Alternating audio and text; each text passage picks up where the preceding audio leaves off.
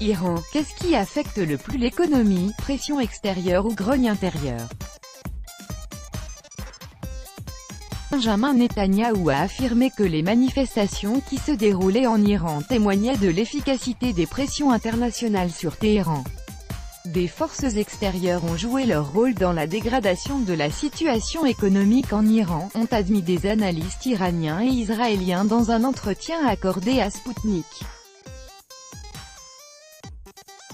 L'économie iranienne, à l'exception du secteur pétrolier, n'est pas trop dépendante des forces extérieures, et l'efficacité des pressions extérieures ne pourrait être évaluée qu'à 20%, a déclaré à Sputnik Sabazan Ghaneh, ancien ambassadeur iranien auprès de l'Organisation de la Conférence islamique, OCI. Il s'agit plutôt des pressions psychologiques exercées par les États-Unis et de l'interdiction des transactions en dollars. Aussi, l'Iran s'est-il mis à utiliser l'euro, ainsi que des monnaies nationales d'autres pays, a poursuivi l'interlocuteur de l'agence.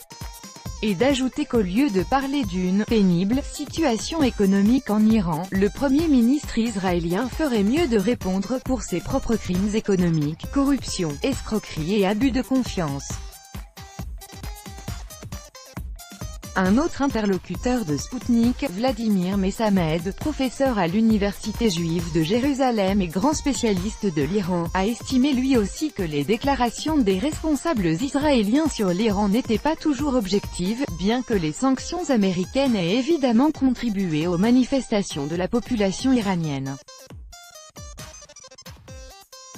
Je ne pense toutefois pas que la situation en Iran, NDLR, soit aussi désastreuse que ce qu'elle est présentée en Israël, a indiqué M. Messamed. Et de relever que comme la Russie, l'Iran s'adaptait à la vie sous sanctions, comme l'Union soviétique l'avait fait autrefois. Le plus grave impact exercé sur l'Iran au cours de ces dernières années, c'est la déception du peuple NDLR dans les avantages attendus du plan global d'action conjoint, a résumé l'Israélien.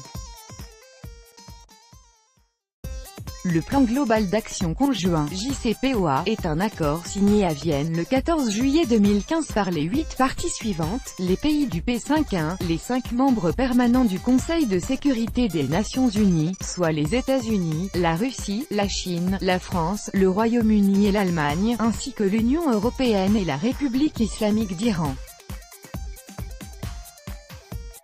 Début mai, la tension est montée d'un cran autour du programme nucléaire iranien après la décision des États-Unis de se retirer de l'accord de 2015, tel qu'annoncé par Donald Trump le 8 mai dernier.